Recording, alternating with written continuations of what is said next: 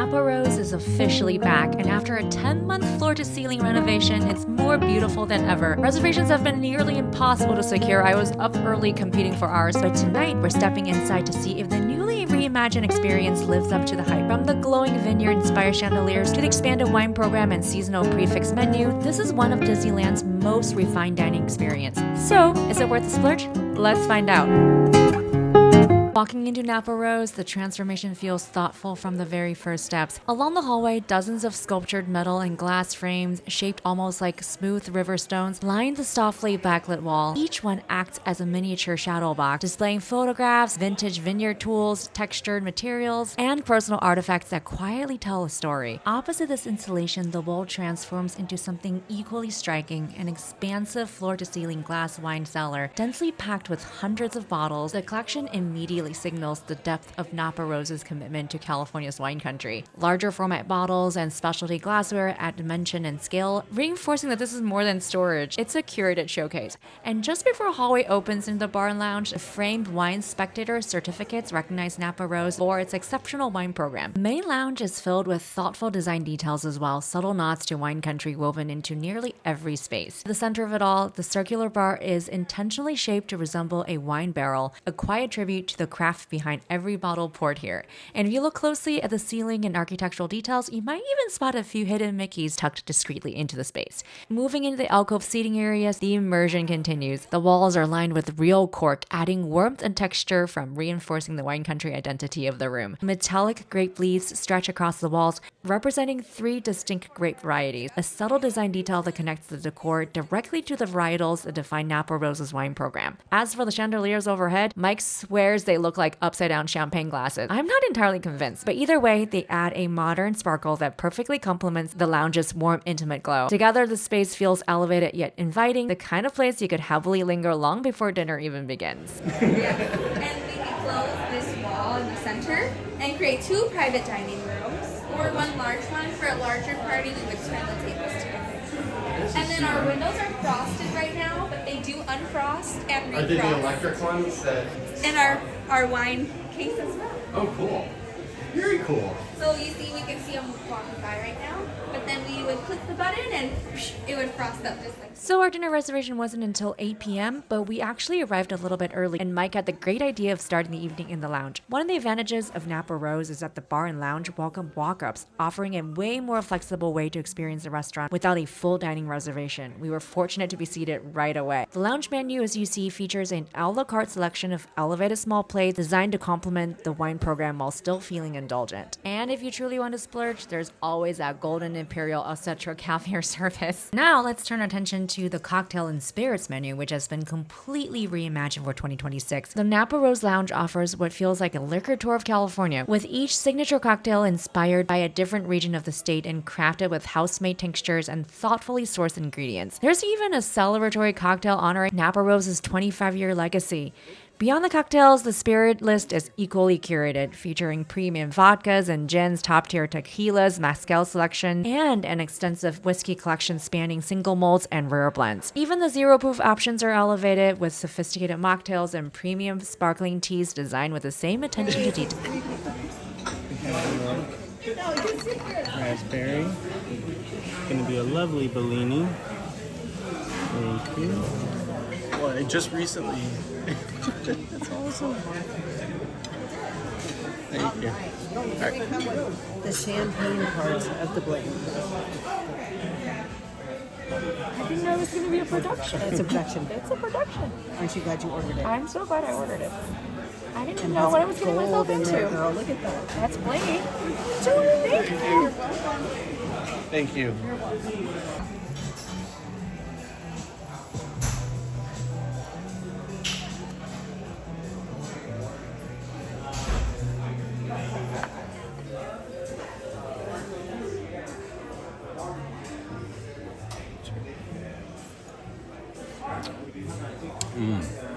Ooh, that's good. just as our drinks arrived, our table was actually ready. So we carried them with us as we stepped into the newly imagined main dining room. The scale of the space immediately feels elevated yet inviting. At the center, an enormous multi-tier chandelier inspired by a cluster of vineyard grapes glows overhead, anchoring the entire dining room area in wine country elegance. To one side, the expanded chef's counter curves in sleek black marble, offering a front row seat to the open kitchen. Chefs move with precision beneath a striking brushed gold hood. Rich wood columns, curved leather booths, and softly lit tables maintain the craftsman character of the Grand Californian while introducing a more modern, refined warmth. And as we arrived at our table, set with crisp linens, polished glassware, and Napa Rose's signature red bloom, it was clear this wasn't just a renovation, it was a reintroduction. So the main dining room centers around a seasonal prix tasting menu priced at $188 per person before tax and gratuity, with optional wine pairings available for an additional charge. And of course, there's an extensive wine list, one that has long been a defining part of Napa Rose's identity. But tonight, Mike and I decided to entrust our pairings to the sommelier, one less decision for us to make and a chance to experience the menu exactly as it was intended. It's meant to be sipped, but you're more than welcome to also use a spoon above your plate. Oh, I'm happy to sip. Thank you. Thank you very much. You're welcome. Oh my god, that smells amazing. So this smells like mushroom, like crazy. The mushroom bisque was unapologetically mushroom forward, but in the best possible way, velvety, earthy, and deeply comforting. And as we savored those first bites, it was impossible not to notice the details around us. Near the crown molding, delicate rose and vine reliefs wrap along the upper walls. And if you look closely, you'll spot hidden Mickeys tucked subtly among the grapes. Apparently, the original Napa Rose didn't feature a single hidden Mickey, so they're certainly making up for it now. Lorena, Albareno, Galicia Hills region, Rías Baixas of Spain.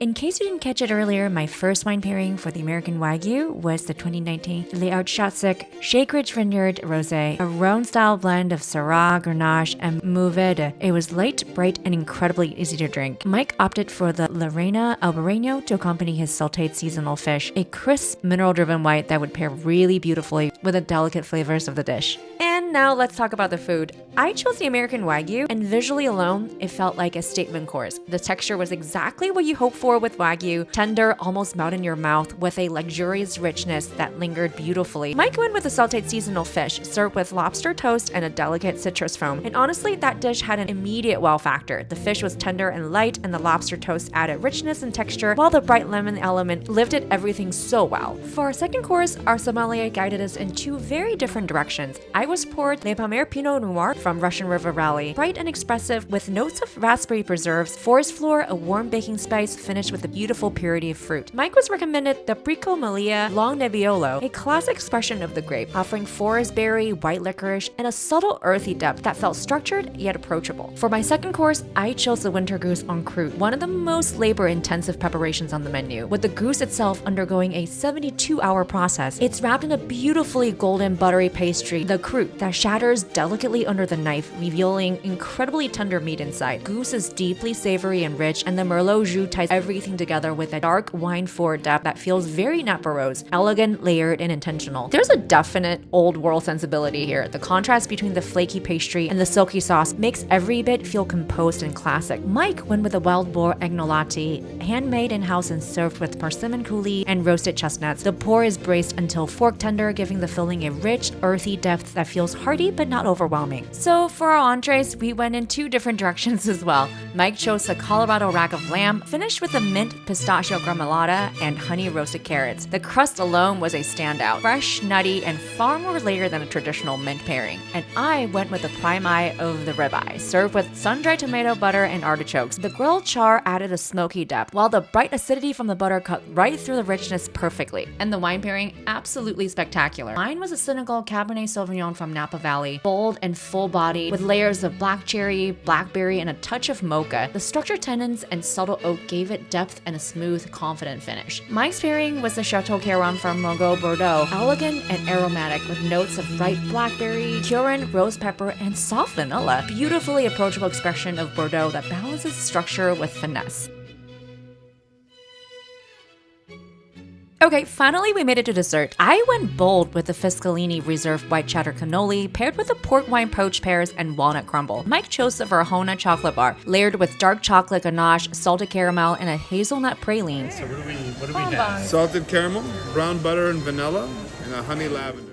To close out the evening, we were treated to a few delicate bonbons alongside our coffee and cappuccino. The salted caramel was smooth and beautifully balanced. The honey lavender was, well, definitely floral, almost potpourri adjacent, but if you love lavender, you'd likely enjoy it. We didn't quite capture the final dessert wine pours on camera, but when paired with our desserts, they felt beautifully balanced, sweeter, yes, but mellowed and harmonious alongside the final bites. So, is the newly reimagined Napa Rose worth the splurge? In a word, absolutely. After a nearly 10-month renovation, the space feels warmer and more intimate than ever, trading very formal white linens for a rich, modern craftsman vibe that's sophisticated without feeling overly stuffy. At $188 per person for the seasonal prix menu, it's definitely a treat, especially if you opt for one of the wine pairing tiers to match each course. The food itself was exceptional, with thoughtful preparation and a real sense of balance between ingredient, technique, and presentation. Honestly, what really blew us away was the service. Napa Rose's entire service team returned after the renovation, and it shows. Polished, warm, and genuinely